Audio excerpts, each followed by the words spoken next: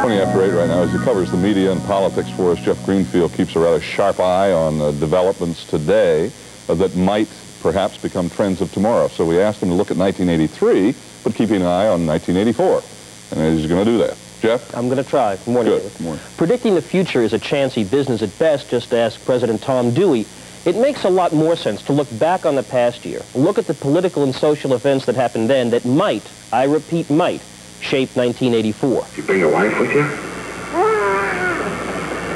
I didn't think so. 1983 was the year when the computer came into the homes and the schools. A robot actually delivered a commencement address last spring, and our TV sets were filled with commercials touting the benefits of computers and warning of dire consequences for young people who didn't know all about RAM and ROM and bytes and bits. It's likely that we'll see politicians playing with computers in 1984 the way they used to kiss babies. 1983 was the year the worst recession in decades ended, when Americans began going back to work, and when the numbers showed that inflation had finally slowed. Economists warned of huge deficits and the chance for trouble in the years ahead, but Americans started feeling better about the economy in '83, and that spells good news for Ronald Reagan and the Republicans in 1984. The year also saw a clear resurgence of patriotism. In part, it was sparked by outrage over the Soviet downing of a Korean passenger jet. In part, it was triggered by the American intervention in Grenada and the feeling, demonstrated in every poll, that it was about time Americans won something for a change. Americans also felt outrage over the bombing of the Marine barracks in Beirut, Lebanon, with the loss of 241 lives. But the presence of the Marines in Lebanon signaled potential trouble for the president, with a persistent sense of confusion back home about why American troops were there. On the domestic political front, the AFL-CIO broke tradition and endorsed a presidential candidate before the nominating conventions, former Vice President Walter Mondale. Apart from Labor's financial and political clout, the endorsement symbolized Mondale's clear emergence as the Democratic front-runner, and the strong likelihood that in 1984, his rivals would attack Mondale as the candidate of the so-called special interests. 1983 also saw the entry of a well-known black activist, Reverend Jesse Jackson, into the battle for the Democratic presidential nomination.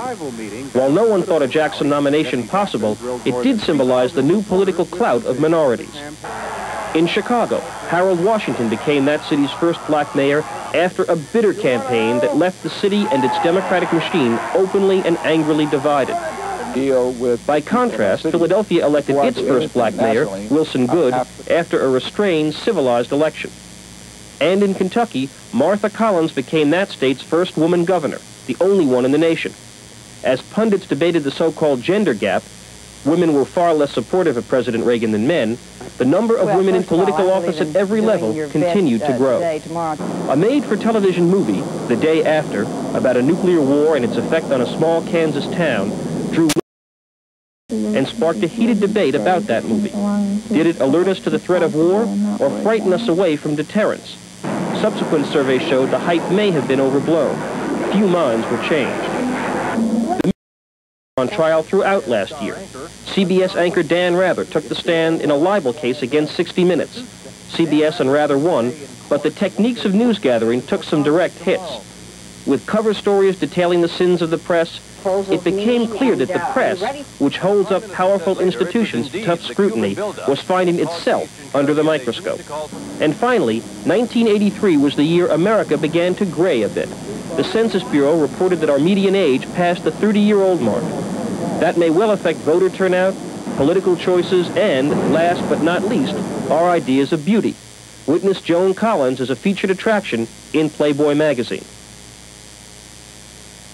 Now, if there's one dominant social trend of 1983 that is likely to be felt this election year to come, it's that America's optimism began to come back. After years of war, racial and generational division, political and economic doubts, America started to feel a little bit better in 1983. It is a long way to Election Day, but still worth noting that it's been some time since a president ran for re-election with that kind of good feeling in the air. David? We were discussing that this morning with Ben Wattenberg and a writer who's been out in rural America.